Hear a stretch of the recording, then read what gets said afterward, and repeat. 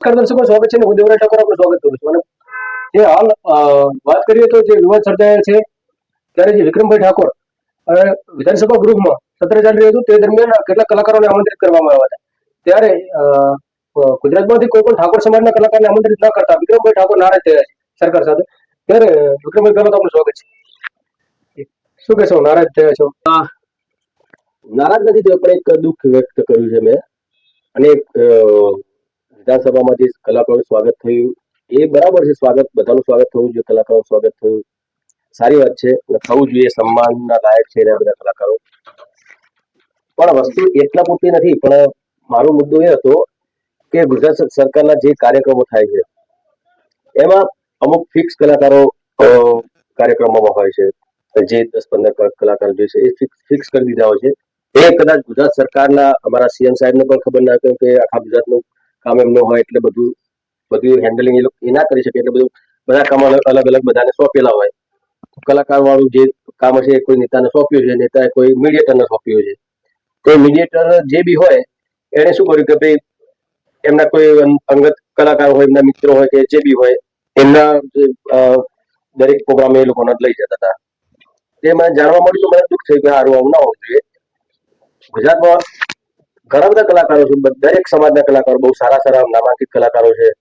તો પછી આવા ગુજરાત સરકારના આવા કોઈ કાર્યક્રમ થતા હોય એમાં ફિક્સ જ કલાકારો હોય તો પછી બીજા કલાકારોનું શું? જે મારી જ્ઞાતિના હોય, ક્ષત્રિય જ્ઞાતિ, દરબાર રજપૂત હોય કે પછી બીજા કોઈ બી અન્ય સમાજના કલાકારો હોય, દરેક સમાજનો કલાકાર અને ગુજરાત સરકાર છે તો દરેક કલાકારને એમને સન્માન માનવા જોઈએ. તો ફક્ત ને ફક્ત 10-15 કલાકારો જ કેમ? દાખલા તરીકે ઉત્તર ગુજરાતમાં કાર્યક્રમ હોય ગુજરાત સરકારનો તો ઉત્તર ગુજરાતના કલાકારો બહુ સારા સારા છે, એમને બોલાવો.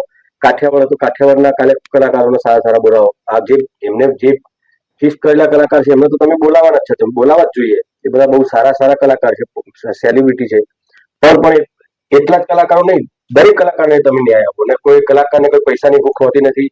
સરકાર પૈસા આપે તો જ એમનું ઘર ચાલે એવું હોતું નથી. પણ સરકાર પ્રોગ્રામ આપે તો એક સન્માન જળવાય છે કલાકારનું. અને દરેક કલાકાર હોય, હું કે બીજા કોઈ પણ કલાકાર હોય, એમને એક દિલથી ઈચ્છા હોય કે અમે સરકારનો કાર્યક્રમ કરીએ. સરકાર કાર્યક્રમ આપશે તો અમને સન્માન મળશે, અમને ગૌરવ થશે. તો એ જ વસ્તુ છે કે સરકારને તો ખાલી એ જ વિનંતી છે કે ભાઈ જે આવા મીડિયેટરો છે એમને તમે ખાલી થોડી એમને ટોકજો ને કહેજો કે ભાઈ તમે આવું ના કરતા. દરેક કલાકારને તમે બધા કલાકારને મોકો મળે એવું કરજો, બસ. બીજું કઈ. ત્યારબાદ નેતાઓના પણ ફોન આવ્યા તમારા? ઘણા બધા. કયા નેતાઓના ફોન આવ્યા અને શું છે વાત થઈ? ઘણા બધા. અલ્પેશભાઈનો ફોન આવ્યો, ભાઈ હમણાં હિતુભાઈનો બી ફોન આવ્યો હતો. કીધું એમણે કે બરાબર છે ભાઈ તમે જે મુદ્દો ઉઠાવ્યો છે, મેં કીધું મારા માટે નથી ઉઠાવ્યો, દરેક સમાજના કલાકારો માટે ઉઠાવ્યો છે. અને એ સન્માન મળવું જોઈએ એમને. વિધાનસભામાં બોલાવો ના બોલાવો એ 2 નંબરની વસ્તુ છે. એમને બોલાયા ને ચોખ્ખી વસ્તુ, વિધાનસભામાં એટલા બધા કલાકારો એક સાથે ના જઈ શકે એમની વાત સાચી જ છે.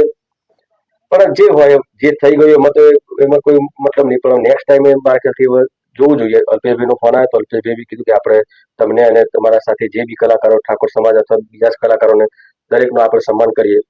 મૂકું તમે જે વાત મૂકી બરાબર છે, પણ મારા સમાજ જોડે વાત કરવી પડે, મારા ભાજપના કોંગ્રેસના કોઈ બી નેતાઓ હોય જે એ લોકો જોડે વાત કરવી પડે, મારા કલાકારો જોડે વાત કરવી પડે, દરેક કલાકાર. કેમ કે આ દુઃખ વ્યક્ત મેં મારા માટે નથી કર્યું, આ લોકો માટે આ મેં બીડું ઉપાડ્યું છે. તો એમને ન્યાય મળે એના માટેનું કામ છે, બસ. શું કહેશો, એક પોસ્ટ કરવાથી સમાજ આખો ભેગો થઈ ગયો? હવે એકતા સમાજને દર વખતે રાખવી જોઈએ. અરે મેં વિચાર્યું હતું કે ભાઈ આવી રીતે આ ખાલી પોસ્ટ મારા ખ્યાલથી 24 કલાક પણ નતા થયા. બહુ ઓછા કલાકોમાં ખાલી પોસ્ટ મૂકે. મને એમ હશે ભાઈ 200-500 માણસ આવશે, એમ બધા કલાકારો, કોઈ આગેવાનો હશે, કોઈ 2-4 આશિકો હશે, તો બધા ભેગા થઈને થોડી વાતચીત કરીશું ભાઈ આગળ આપણે શું કરવું. કેમ કે કલાકારોનો પ્રશ્ન હતો એટલે એમને મારે પૂછવું પડે એ લોકો શું કહે છે. એના માટે ખાલી એક નાની પોસ્ટ મૂકી હતી, પણ હજારોની સંખ્યામાં લોકો આવી ગયા, મારા ચાહકો, બધા સમાજના, બીજા સમાજના. એટલે ભાઈ એ ચર્ચા ના થઈ શકી. પણ જોઈએ પછી ચર્ચા કરી પછી આગળ શું કરવું નક્કી કરીશું. અમે લોકો મીડિયાના માધ્યમથી અનેકવાર પાર્ટીઓમાંથી પણ આમંત્રણ મળી રહ્યા છે તમને? આ પાર્ટી, કોંગ્રેસ, દરેક પાર્ટીમાંથી આમંત્રણ મળી રહ્યા છે અને દરેક પાર્ટીનો આપણે માન સન્માન કરીએ છીએ. ભાજપ હોય, કોંગ્રેસ હોય, આમ આદમી પાર્ટી હોય, કોઈ બી હોય, આપણે માન સન્માન બધાનું કરીએ છીએ. પણ મારા અત્યારે હાલ કોઈ ઇલેક્શનમાં જોડાવાનું કોઈ ઈરાદો નથી. આગામી સમયમાં સમાજની સેવા કરવામાં આવે છે એવું પણ બસ આપણે તો કોઈ રાજકારણમાં રેલી સમાજની સેવા થાય એવું તો છે નહીં.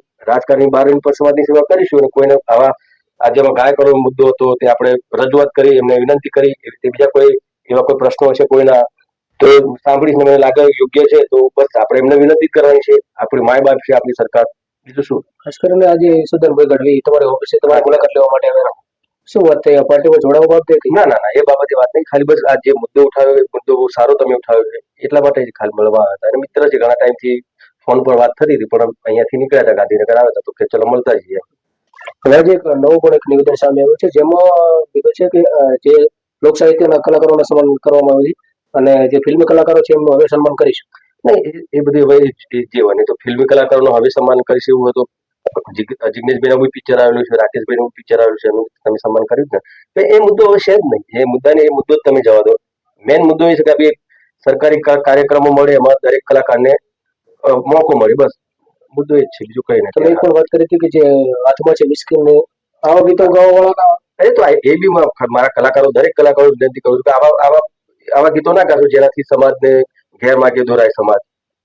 જેમ કે હું લવ સોંગ કહેવા કહું તો લોકોને એવું લાગતું હતું કે ભાઈ તમે સમાજને ગેરમાર્ગે દોરી રહ્યા છો. કુમાર શાહનું તમે બોલાવીને શું ખબર ભજન ગાવા છો તમે?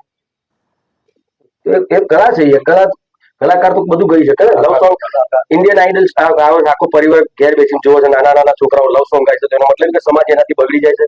એ બધી ખોટી વાહિયાત વાતો છે.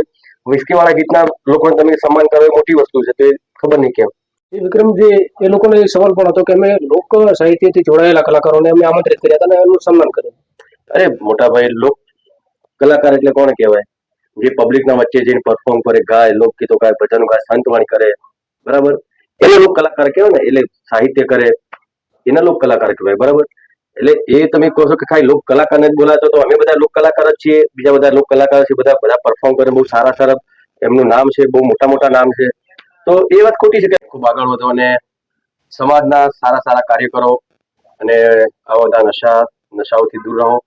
બીજું તો શું કહું, અને એક થાવ, બીજું શું. આભાર વિક્રમભાઈ, આપ અમારી સાથે જોડાયા.